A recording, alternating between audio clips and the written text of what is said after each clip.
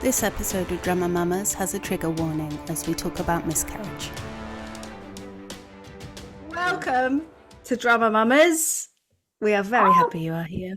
Thank you. Thank you for coming and joining us for a little chat. Thank you. So, I was left worried for you.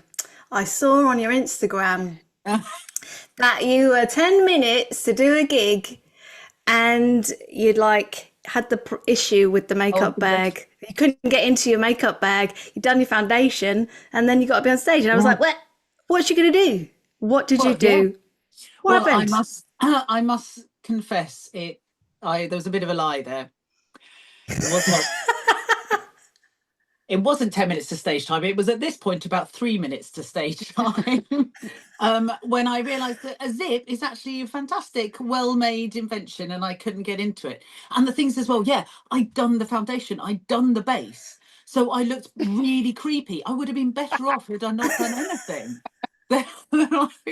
like some weird mannequin. But so they were like, girls do makeup like the kind of festival makeup kind of stuff. They were no help at all. The lighting guy, who he had some wire cutters, and he was just like, but I guess I can't do it because he had his arm in plaster. So I was like, okay, so just stabbing at the plastic. So but don't worry, we got replacement ones now. But it didn't even have that gap at the top. But it's the kind of things I found with gigging, there's didn't see that one coming.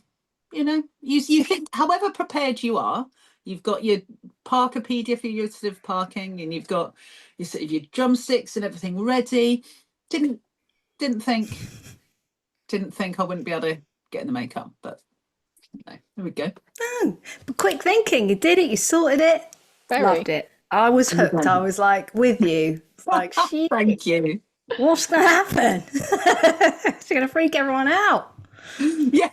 Mannequin face. I love that. Maybe that'll just be a thing. You'll just start a trend and everyone will just be doing this really flat.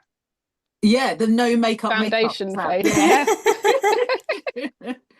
Yeah. Well, my partner's colorblind, and when you first start living with a guy and they learn, and you both learn things about other people, and and I've done the same thing. I've done all the foundation because I'm quite fair anyway. I do need makeup to look like a functioning member of society, and I came out of the bathroom once and I'd done all the foundation, and he was like, what have you done? I don't know what you've done, and I don't like it. No, it's not one of these people that, like you, with dark features, you can just kind of wake up and look stunning. I just look like one of those dolls, where they wipe spirit off all the face, and then they're like, start again. Yeah, that's funny. My partner's colorblind as well. It's an interesting life living with someone who can't tell colors apart at all. When he was fitting lights when we moved into our flat, and because he's somehow qualified to do electrics and stuff, and he was going, can you just tell me what color this wire is? And I was like, whoa, I think this isn't good. Anyway, we're all still here and we've got lights. That's good. We have lights, but they do have the particularly harsh bulb in. So we went into the kitchen, it was this is fluorescent, because you just put those cold white ones in. But anyway, that's very nice that they've done stuff like that, and they're tall, so that helps, It is ceiling work. But no, thank you. We appreciate boys doing the electrics and things like that. Can you? So you live with your partner, and you've got 2 children. Do you mind telling us? So you said they're 3 and 7. Do you mind telling us a little bit about them? Yeah. So my boy, Nye, he is 7. He is wonderful. It's like living with any 7-year-old. It's they make these sound as they run off and all that kind of stuff. And he's good. He likes performing and music and stuff like that. But I don't think he's got not the patience or whatever, but to sit and do learn something like the drums. He's quite happy, the talent show at school, he was quite happy to get up there and tell jokes and be a bit goofy, and I think that's really sweet, and I hope he never kind of loses that. But my daughter who was the lockdown, she'll be leader of the free world someday soon, but she was sort of lockdown baby, so we can't really compare, because obviously when I had she's like at 3, was about the age he was during lockdown anyway. So they've had like very different experiences, but yeah, she can just do everything. She kind of looks at it and goes, fine, I'm going to climb that tree or mountain or learn that drum pattern. Yeah, she's really good on the drums and the decks and stuff like that. So yeah, she does struggle with the fact that she is only 3 and she can't drive and stuff like that. Yeah, but yeah, she gets. Next week. Yeah, but Fine. she's a real like night owl as well, like, which is quite weird. I know people like usually with like toddlers and stuff, it's like you can't we're awake at 5 or 6 every morning, you know, we've got to lie until 6:30. Honestly, you'll wake her up at like the weekend at 7:30, 9. She's like, what time is it? I'm like, you don't even know what time is. But yeah, so she's a teenager for sure. But yeah. Interesting. I wonder if that is this thing where people say that when you're pregnant and your lifestyle at that time affects the baby's waking and sleep times. Right. Thought about that? It's possibly down to you. Well, no, because it was lockdown. Like, you know, like I remember the first lockdown, Yeah, and the second lockdown, I napped every day. Through my first pregnancy, I was gigging, I was doing flipping Masterchef, for goodness sake. Second pregnancy, I don't even remember the second or third lockdown because I napped, and I'm not, without exception, every single day for 9 months. It was fantastic. But yeah, no, but I think maybe that, you know, that you're either naturally an early bird or a night owl kind of thing. It's like if anyone is, and this isn't like because we've got problems like sort of, you know, with her sleeping and stuff like that. It's just, I think naturally she is.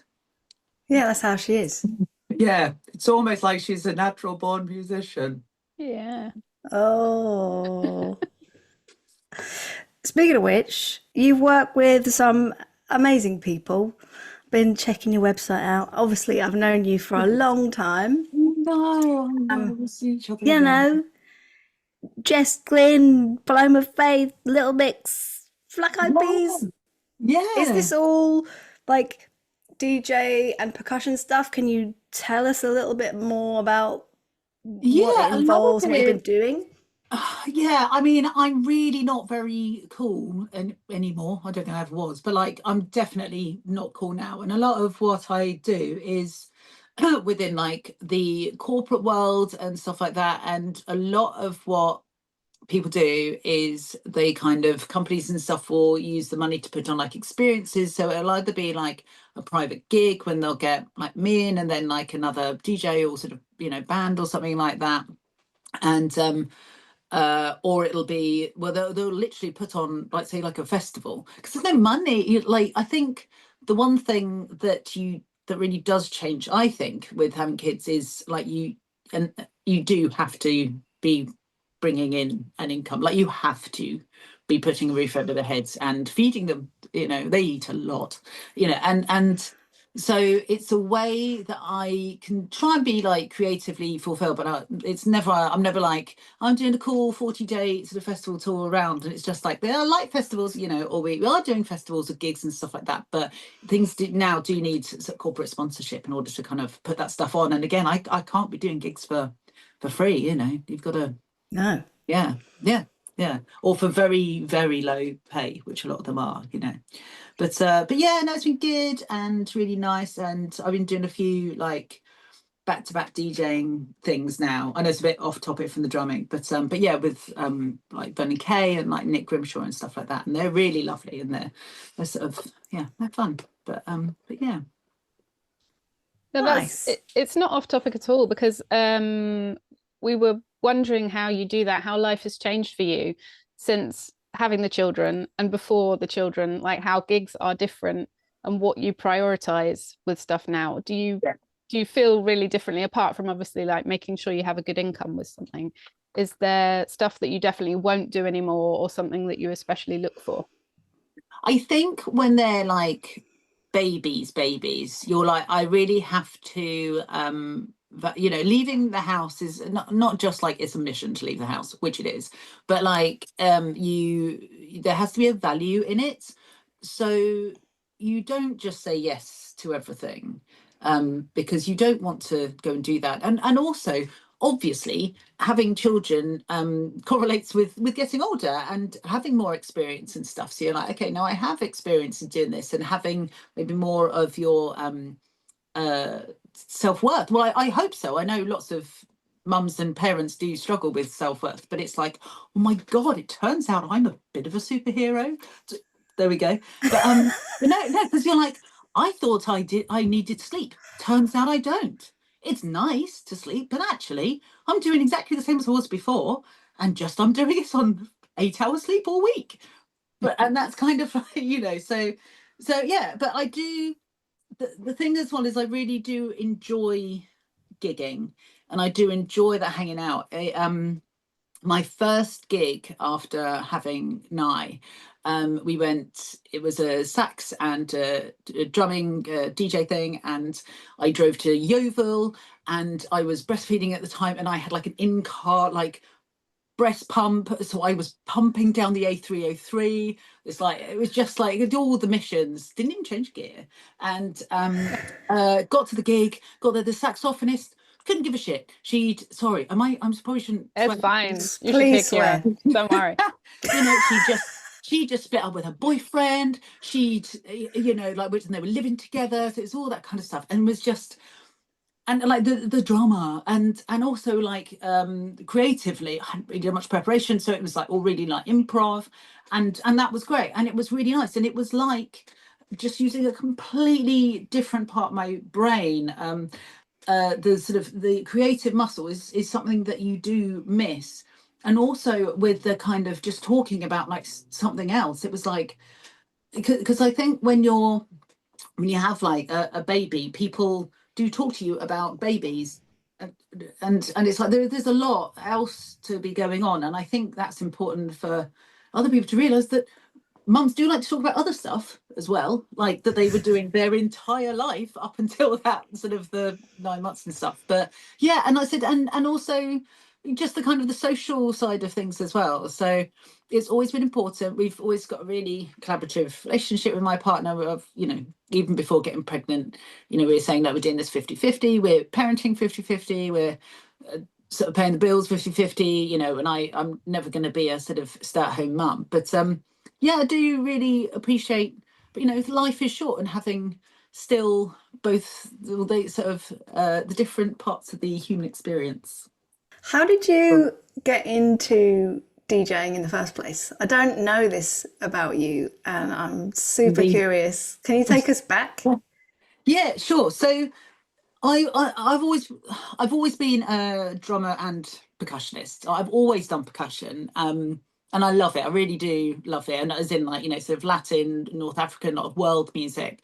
It's never been a percussionist by default kind of thing. I've always have learned much, so I've always been quite flexible. And the thing that I really like about percussion is how it's so universal in all types of music, and yeah, and I do sort of love that. As I said, I was never like a conga specialist or anything like that. It really tickled me. So I was playing percussion I got headhunted by an amazing techno DJ called Luke Slater, and I don't know where he heard me from or something like that, and started, we sort of rehearsed up, and we went and toured Europe with doing these sort of amazing sort of 30,000-40,000 people raves. We were supported by the Prodigy or like on a tour and stuff like that. It was amazing, and seeing it done so well like that, and it really taught me like how it was done well. And then like I think what happens to a lot of musicians, you come back from the tour and then you play with other DJs that are not so amazing, or you play with other people, and you're like, and I think as a percussionist, because we're not like a head down instrument, your head is free, it's not a woodwind instrument or anything like that, and so we are reading the crowd. And I think as the years of being a drummer, again, it's so like universal with the types of music. So we've just got the 10,000 hours of the DJ thing, I think just comes from being a musician, and also because we're working in terms of beats and rhythm and stuff like that, then you know what's, or grooves and that kind of thing, what's going to kind of work and things together. So I was reading the crowd, and I remember it sort of subconsciously, and like at a gig, and somebody in the audience was like, "Oh, you can't play to this, can you?" It's, and I was thinking, then the kind of magic's lost a bit then if you can figure that out. So I was like, maybe I can DJ actually. So I spent about a year learning how to do it.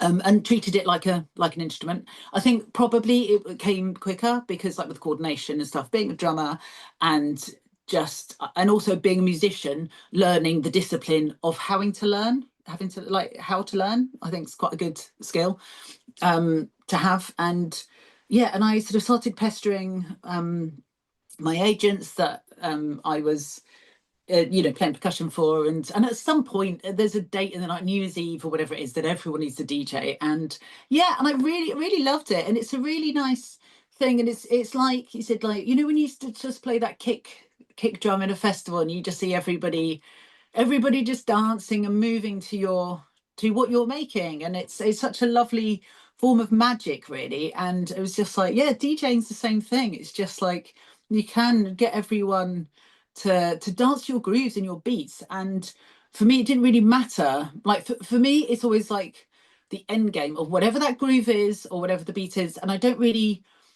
it doesn't matter how you get there, just find whatever path works for you. So whether it's live drums, or whether it, sort of on the decks, or like live pads, or with a big orchestra, whatever it is, it's still the same kind of means to an end. Do you know what I mean? So, and then I just started like embellishing that and adding the two together. It's tricky, like adding like live percussion and the looping and stuff like that with decks. You have to be really on it with the time. But I think I've probably got ADHD, so like that brain fizz, it kind of works. But like after a set, you're completely spent, just like mentally. But I really do dig it. I really like it. And even back in like the olden days of like the Mentalist, like my originals band and stuff, like I really enjoyed putting the set together. And like it's like, oh, where do you put like the new hit, your new single? Where do you put the kind of biggest stuff? Where do you put the newer stuff people won't know? And I really liked that kind of where you make that shape in a set as well. So yeah, just put it together. Yeah, there's a real science to that, isn't it? And then that's something that you then kind of master the more you do it, and then you can predict like how a crowd will react and stuff. That must be really cool. I don't know. I always make it up as I go along. Like I don't plan really anything. Like the mess of my room's quite indicative of like probably my laptop and like all the crates and stuff. Other DJ like just despair looking at my stuff. But I do, yeah. It's probably not the easiest way of doing it, but yeah, I don't really try. I think the thing is, or for me, is to not overthink what I'm doing. I think it really is to go with the crowd. It's like it's worked for me for like 10 years now. So don't try and figure out what you're doing. Just keep doing what you're doing. Because like I said, I don't know. I just find it's a very organic process. It's like with percussion as well. You just add what you feel needs to be added on at that time. We've known each other a long time. Oh my goodness, well. yes. I had a really sweet incredible message from you when I was pregnant with my eldest, who's 8. And okay. I think, I don't know, it was also a long time ago. I'm baby brain, so I've probably forgotten. But I do remember you telling me around that time that you had made the conscious decision not to talk about being pregnant or the fact that you were going to have a baby on social media, which I found really interesting. And if you don't mind, I would really like to delve into that a bit. Oh, to not talk about it. So yeah. Okay, well, if you thought I talked a lot tonight, so there's a few. This is a very long-winded thing. Feel free to edit me. Yeah, nobody needs to employ us at any point, and we are outside of the what it's called, the kind of what is it called, the HR and the kind of the legalities of you can't be fired kind of thing. Being pregnant, we can. And or you just simply, the phone won't pick up again, and then those people, after you're back from your maternity leave, aren't necessarily going to call you again because those other drummers and DJs want those gigs. so I was very conscious of not losing the work that I had forever. So that was the point of it. Obviously, like there were people, I was telling people on a more one-to-one basis, that, you know, with people that I have that relationship with, and, you know, the producers and MDs and things like that on the gigs. And I was like, this is where, yeah. But I think it's much easier to do that in front. I think, you know, I am in a lot of ways, I'm quite private on social media. And the other thing as well is, like, I know, like, not every pregnancy goes well, you know. I know a lot of people that either they've had problems, you know, with babies being born or not being born, and pregnancies don't always work out. So, you know, I was like, I don't, until they're here and, you know, I said, doing their own thing, then it's, yeah, it you know. And I do see people like saying things a lot longer. And actually, I can't remember exactly when it was I said to you, but yeah, I did have miscarriage at 11 3/4 weeks on Boxing Day. And I remember, no, it's fine, you can do the face, it's fine. Yeah, but Because that's hard time of year. I mean, it's hard anyway, but especially. well, I'm only mentioning the time of years because, you know, you're not supposed to say anything till the 12-week scan. And that it was literally the next day, but it was Christmas, you know, I want to tell the parents and da da da. So we told them, sod's law, of course, then the next day. And they were, you know, sort of happy. But yeah, and I had sort of, you know, bleeding and things like that, you know. So it hadn't been going well, you know. And funny enough, it was my nan, my sort of 90-plus-year-old nan, that said the most insightful thing was, you know, your body's just decided that whatever was there. Oh, have I frozen?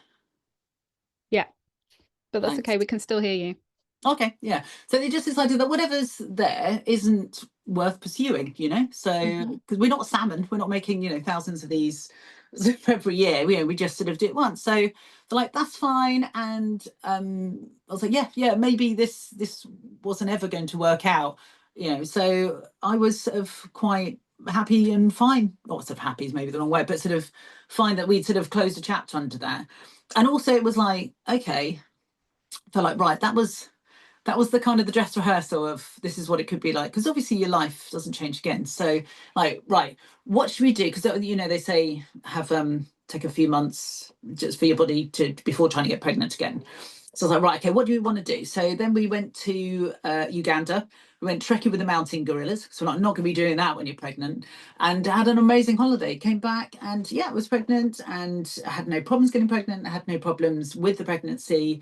And yeah, so I was glad that I did that. Obviously, I'm quite happy talking about miscarriage. It's something that not enough, don't know, not enough. Yeah, not many people talk about. And when I have spoken about it, people are quite appreciative that that is why.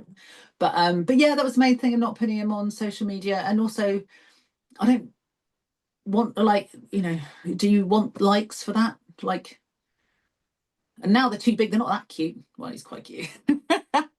But something as well that people maybe aren't aware of is once you've had one, doesn't necessarily happen so easily for the second one. Yeah. You know, and a lot of people that have been trying for a long time, and that's kind of a weird thing that does happen. But yeah. Yeah, no, thank you for talking about it. I find that it's also, I mean, it's hopeful, isn't it, that then you've had two healthy children afterwards, and Yeah. and great that you were able to do your Uganda trip with trekking. Oh, that was amazing. Yeah. And even like having the second one. So after, like I said, after I had Nye, we got the career was careering a bit, and then obviously we had lockdown. And then when, do you remember when that was only going to be 2 weeks? Do you remember we were only going to be at home for 2 weeks? And yeah, it turned into a while. And so then it was like, well, we're going to try again because I don't want to have yet another dip, you know, sort of time off work after that. So if it happens, it happens. If it doesn't, then that's also fine. But yeah, but I'm glad from, you know, a career point of view that I did work in between. And then yeah, we all had that gap year we had to take. But yeah.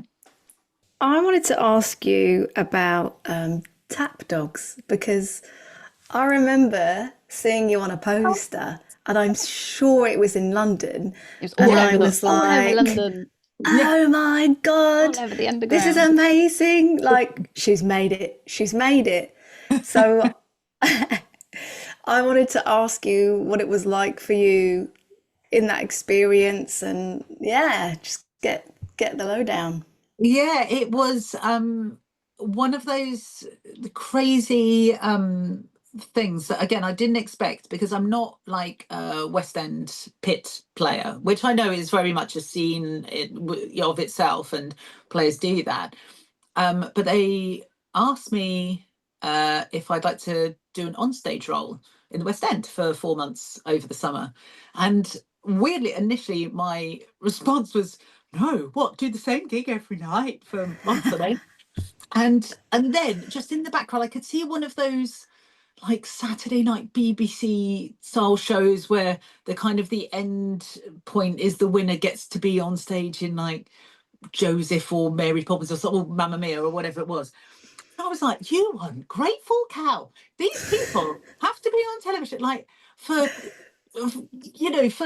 for weeks and weeks to be something that you've just opened your emails and it's there, the offer. I mean, I still obviously had to audition and sight reading and stuff prove that. But yeah, and I really really loved it, because like a lot of those obviously tap dancing and drumming or percussion, there's such a correlation, and lots of the boys in the show were musicians as well. And because it was on stage, there's no sort of switching off and doing your Sudoku on the break kind of thing. It's like, and it's very, it was technically as well really very complicated, quite difficult stuff, which is what I wanted from, if I was going to do something day in day out. And yeah, and it was we started with a drummer percussionist, an Australian girl called Genevieve Wilkins. I think she's gone back to Australia now. And so we got a Japanese player in later on, so there was always two of us.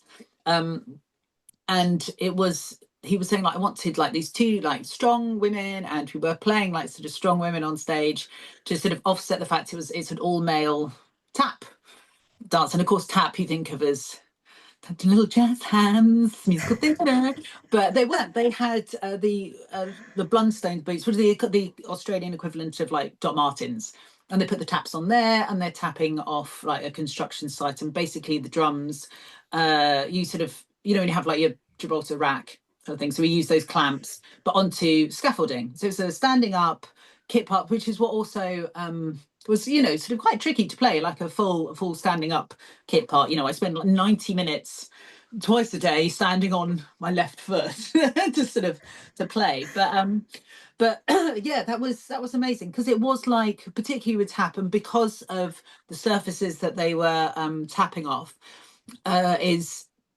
was like playing with 7 other drummers. And also because it's a non-verbal show, we could tour, sort of really internationally everywhere. So we went to the most amazing places. We went to Taiwan, obviously we toured Australia with it, Middle East, sort of Asia. And so, yeah, it was an amazing experience. And being that kind of like part of the cast kind of thing as well, it was and only 8 of us, it was a really nice, tight bond. But yeah. Nice. And was that pre-kids? Yes, yeah. No, that was definitely pre-kids. Yeah, we did that. They were maybe like 4 or 5 months tours at a time. And actually, that was the one time I had to, after then I had Nye, and I think Nye was very young. And then we were offered, I think like a month in South Africa. And then it was potentially 2 weeks off, which could potentially be filmed, so like in the contract, and then going into Asia at the time, or the Middle East. And I remember thinking like I could probably do like the 3-4 weeks, like if that was finite, but I couldn't on a contract that was like a rolling contract that could keep running. And you don't want the show to not succeed. So yeah, that was the first time that I was like, okay, actually, this is a long contract that I couldn't do with kids. Yeah, I probably would have done the same, Yeah. What can you do, right? Yeah. Well, no, now nobody offers me. So that's made the choice easier. But I do still love to travel, and we get to go away. And I think something that it was really interesting hearing Bob Knight speak about this, from a guy's perspective. And I think that when I do go away, which was not uncommon that I'll go away for sort of a week, you know, with gigs and stuff like that. And yes, I'm sure they'll miss me. The 3-year-old doesn't, she won't remember missing me. And the 7-year-old obviously does, but knows where I am and knows what I'm doing. But also, they have a lovely dad here as well. And I think people forget that they are also a parent, and they can have nice, wonderful bonding time with their dad as well. And that's just as valuable. It isn't just the mum's the only one that counts, if you like.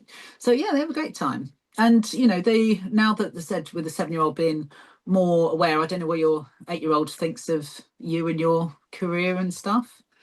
If you're cool mom. Is I am anyone's mum definitely ever really cool? Yeah.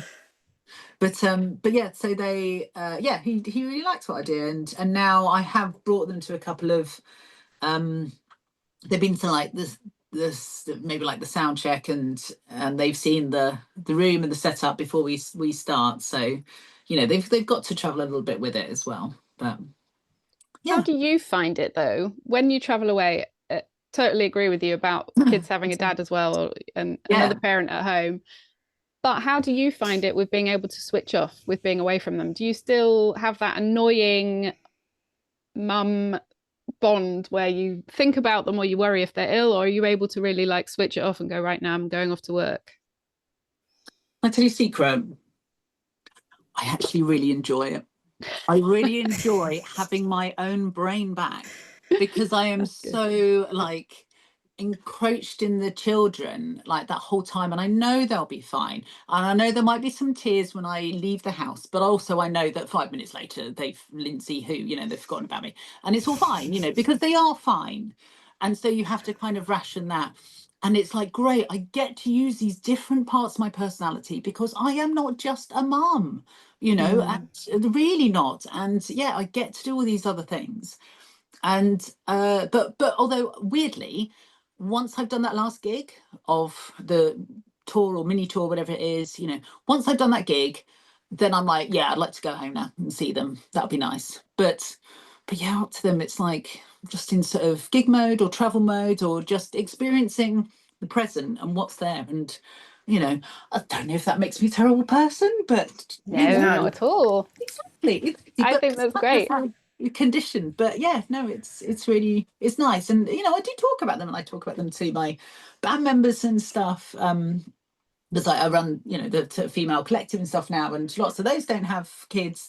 But yeah, you know, I do sort of, I was probably before more conscious of like trying not to talk about the kids and just say, oh, they won't understand. But they do come up, because they do say hilarious, insane things, you know. But yeah, we showed them a picture, so the 3-year-old of my band. We did this amazing like huge gig at the AO, the Hydro Arena in Glasgow. It's all in our sort of sparkles and all of that. And you know, so my partner's going like, look at mummy, doesn't she look pretty? And my daughter just went, no, I like that one, pointing to the singer. She goes, she's got good hair, she's got good hair, and her dress looks stretchy, so she looks like, you know, she can do stuff. So it's like, that's what counts to 3-year-old. You want a stretchy dress, so you're up, you know, you can action girl at any point, and good hair. So that's what counts. It sounds like you just need to put the Supergirl outfit back on and you'll be right back in there. Oh, it would, yeah, yeah. Next time I mess up, I'm just in her out, yeah. I sound terrible, don't I? No, not at all. Not at all. I really, it really resonates everything you're saying, because it just shows to me that you're just trying to be present, you're trying to do your job, and you're just trying to enjoy the moment. And I think sometimes you can get caught up in trying to manage what actually isn't for you to manage. You know, I've definitely been caught up with that before. And I just think, no, you're just living, you're living a life, you're living in the moment, and that's what it's about. Yeah. Yeah, I think you have to I mean, trust me, I have many bad points, but probably a good point is that I can compartmentalize, and I think you have to like I'm quite good. Like once I get in the car, don't take that stress or anything like that. You know, just quite like calm and stuff like that. And I think you have to, like with parenting, because you are fundamentally, I joke, but like you are always a mum, and like you can take that stress with you, and you can sit in your hotel room in floods of tears, but it's like you will regret that, and you know later later on, that you didn't go out and go see the sights in Barcelona, wherever you are, and also your kids really don't care that you're not there. Like, they want you to be having a good time, and I think fundamentally it's going to make you a better person, because it's going to make you a wholer, is that a word, sort of a more rounded sort of individual, and you can bring those experiences to them and to parenting, and maybe have a bit more than like patience and tolerance and energy for it when it does come to those times when you are just parenting. This weekend got no gigs, other half hours, so we've just, it's mummy mode now, and that's great, and that's fine, because last night I was at Toto, and so it was like great. So then I was in drummy mode. So yeah, it's good. Let's talk about MasterChef, shall we? Because Oh, you can drum, you can play percussion. I mean, you can cook. yeah. That's like triple threat. What the hell? Tell us. I don't think that's the traditional triple threat, though, is it? It's just like Oh, eats it and should be. hits and hits and eats. Yeah. Yeah. How did it come about? Yeah, I do love cooking. More than that, I do love eating. And one of yeah, if there's master eater, sign me up. I said one of the things with the traveling that I really dig, and because I'm not really much of a drinker, is like going, like, whether it's food markets and things like that, and trying new food. And then of course when we're back, because we've got an evening job generally, we have the daytime, so it's nice to, and you are what you eat, and I think that it's important to, you've got time to experiment and stuff like that. It's also a pastime you can do at home, you don't have to be leaving the house or anything to do it. And just, I've always, my mum and my nan were always good cooks, and so yeah, but it's always like quite weird shit. I do like, and it got weirder, like sort of Heston Blumenthal and the kind of very experimental stuff, basically edible chemistry, like, because I think that side of my brain I have as well, the sort of the chemistry side. But yeah, and I guess I don't think it was particularly good, but I was ending up doing like 12-course meals at home of like these weird, like at one point we did I did transparency was a theme, because I think the notion, and it's all about this experiential thing of like, what does it like sound like in the environment, and how you eat food and all this stuff, and just really taking apart like how we eat. And it's such a universal thing, we all do it. And I guess they liked that, because I applied once, and because it was just getting silly. It was like, we like, people were like, we need to go home, it's midnight, Lyndsay, stop cooking. Stop So feeding us. yeah, and it's like, I think if you're if you pick up a musical instrument, you learn that, you can join a band or something and test yourself that way. If you do a sport, you can join a team and do it like that way. There's really not like a way of doing it with cooking. And so I was like, oh, Masterchef, it's a challenge. And I applied, and just once, and got on. And I obviously, we're quite used to doing like some sort of like TV bits and things like that, how to be on camera, also the coordination, because on the audition, I had to obviously talk to them while I was plating up and doing the food. And I think they just want to know that you're not going to be like, so yeah, so what I'm making him, they want to know that you can do that. So yeah, I did that and got on. And then doing it, yeah, I found out on the Friday night, I WhatsApped my boyfriend who's on the or FaceTimed, and did the old, showed him, the pregnancy strip with the two lines. And he was, I didn't realize, in the middle of his set using his iPad on stage. He was in the middle of the set, like get on set. That was the Friday night. Filming started on the Monday morning, and so there was no way obviously of contacting them. So it turned up, and again, because of what happened before, is I wasn't sure this pregnancy might be over by the end of the week. You don't know. So I was like, but let's say yes to everything. I think that's a great thing as well, try and say yes to everything. And yeah, and it was like, and they surprised us the first round with a like a surprise, invention test. And I just went, oh, look at this fabulous parlour here. I was like, let's try that. Never cooked that before. Just like, let's try this. Never cooked that before. Oh, I've always wondered what salsify is like.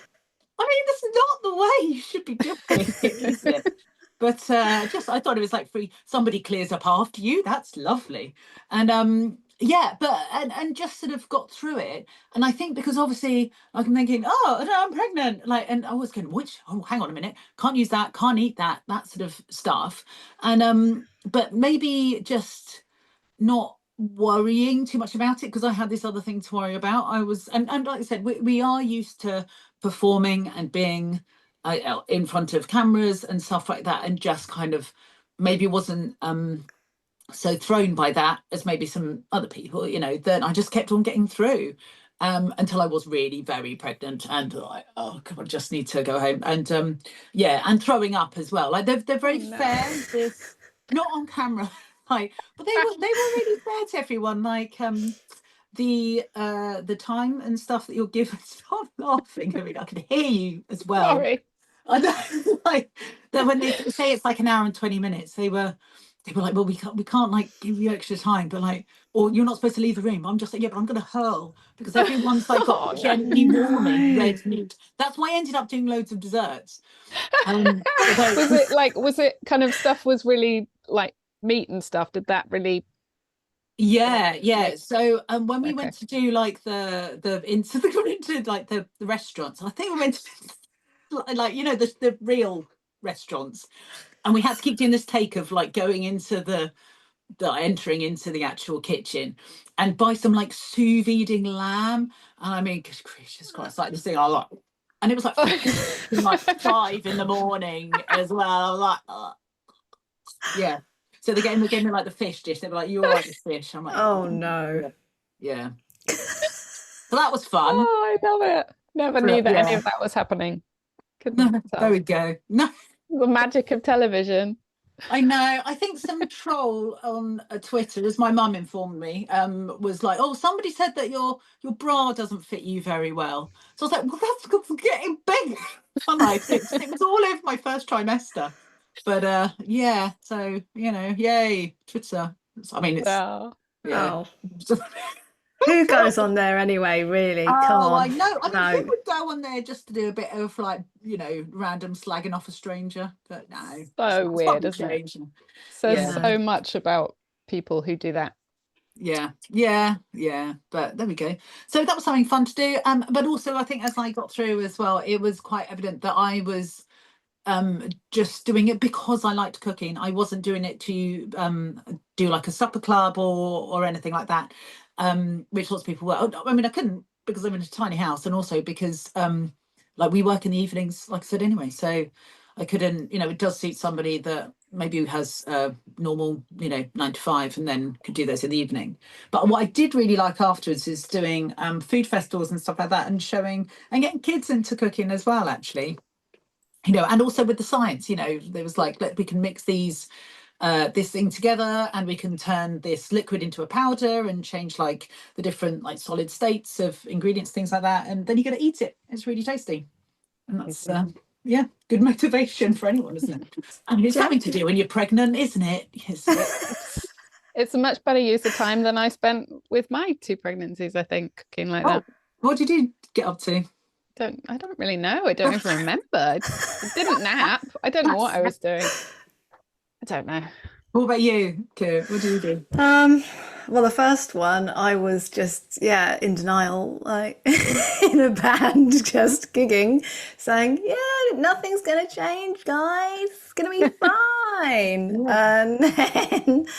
And then it obviously did change. And then for indie, you know what? I was teaching and yeah, I was a lot more chill by baby number 2. So I was like drumming all the time.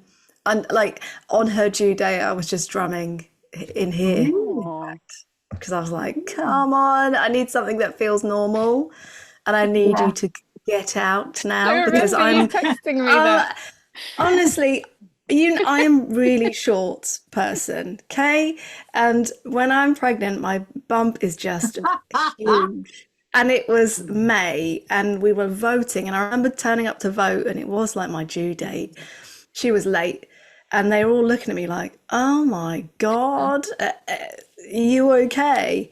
Yes, I was just all bump. I was like, yes, Yeah, yes. Everyone said she was going to be early, and she's late. So there you go. of course. Yeah. So did you? I've got a question for you, which is, well, like you said, you thought that it wasn't going to change, but then were you then disappointed when it invariably did change when you having kids and like with the career?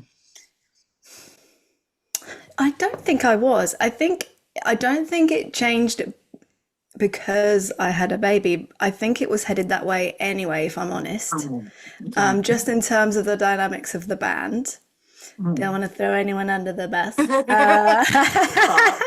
But I also think you mentioned this earlier about self-worth, and I think I didn't want to spend any time away. It was my first baby. I had moved to Essex at this point, so the band's in London, and yeah, I'm living with my in-laws. At some points I really missed it, and I was like going to a rehearsal room like 10 minutes down the road just to get some time to drum. But on the whole, I felt like, whoa, I'm not gonna make those journeys that I made before to rehearse or to do all of this unpaid work. And it became a lot more like, what the heck am I doing? Why have I been doing all of this work, unpaid labor, and not advocating for myself a bit? And I think it all came ahead then for that. Yeah. What about you, Jim? Did you? Well, for me, my job had changed a lot anyway. So I'd gone from the like drumming side to more like desk work, basically. So Was that so when for you me, were with the magazine? yeah, and that was like the magazine ended just sort of like halfway through my pregnancy, which was great timing. Oh, And so then I was really able to like enjoy the rest of my pregnancy because I didn't know what I was going to do. So I did really take the time to think about it. And but I think like you both say, you just like you kind of streamline your priorities, don't you? Like you have to, and you just I mean you change. Like there's no denying that everything about your body and your brain changes with having a baby. And you just sort of realize what's important and what's not. And I think, I mean, what we were talking about in an episode that is going to come up soon is like how things change again as your children get older. So it's not that it stays like that forever. It really does develop, and hopefully that's something that, you know, we'll keep seeing, that careers and life, it does just change, and there are seasons. And so yeah. So you have what? No, you've got two. I've got two. Yeah. How was your second one? 5. So 5 and 8, boy and a girl, the youngest. So you're out of the woods, so to say. Wow, I don't know. Is anyone ever out of the woods? You're just in a different woods. It's a different woods without a map and no compass. Yeah. No, it's good. And how old are yours? Yours are older, aren't they, as well? Mine are 8 and 5. Yeah. Oh, the same. I think They're very clear, like 6 months between each of them, aren't they? yeah. Yeah. Yeah. It's funny. Cute. That's nice. Yeah. Do you watch Bluey? Of course. Yes. Yeah. Come on. All right. Do you have a favorite episode? I do like the one, the Jupiter one. Is it the Oh night my time? God, yes. Yeah, Sleepy time. Because sleepy time. You know the word. You've seen it more than me. Oh my To be honest, God, I've very Jen. rarely seen like a whole episode, because it's more, let's put this on, let's answer like 12,000 emails. Right, there we go, and credits. But no, I did like, from a musician point of view, the variations on the theme of Holst the Planets. I do really like, and again how that manifests in the cartoon as well. I think it's lovely. But yeah, but no, the thing I just wanted to say, sorry, before, you know, you're saying about like your priorities changing, and like your expectations changing. And I think you're right. You can't be like completely in denial that it is going to change, but it doesn't. I think one thing I would want to say is that it doesn't have to change for the worst.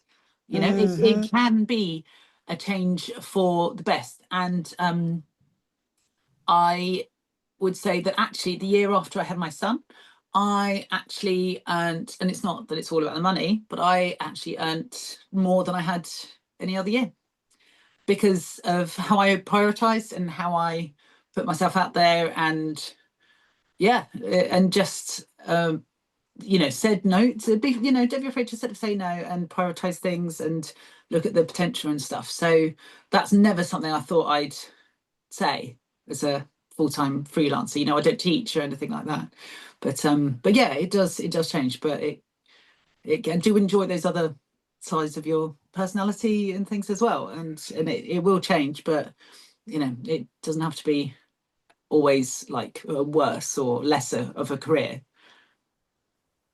I couldn't agree more. Yeah. I think that is awesome. Like, I think it's important people hear that, because you have the power to say no or say yes, and just to put yourself and where you want to go higher up on the list, which sometimes mums are given a bad rap for not doing. And you've just shown, like, look what you're doing. You're just living life on your terms, and you're kicking ass, and you've got 2 kids. It's like, you can do this, and Yeah, that's it. I think, just really go for it. Life really is short. And I think mums are, to be brave, be braver, and your kids will only ever respect you for that, and go for stuff and reach higher like you used to when you were 18 and didn't give a shit or didn't know any better or whatever it is, and go for that, but also do it knowing your worth. And I mean that, like, when I was saying about, like, it does feel like a bit of a superpower. It's just like, we can do all that, and your kids are lovely and great, and you're doing that as well as, like, these amazing careers both of you have, and it can be done, so as long as you don't mind never sleeping again, but then it's Then you get so much extra time. I mean, yeah, and then you have to drink out of cups like this. thank you so much for talking to us. Thank you. It was really lovely to catch up. I know, and with you both too, and you look so well, and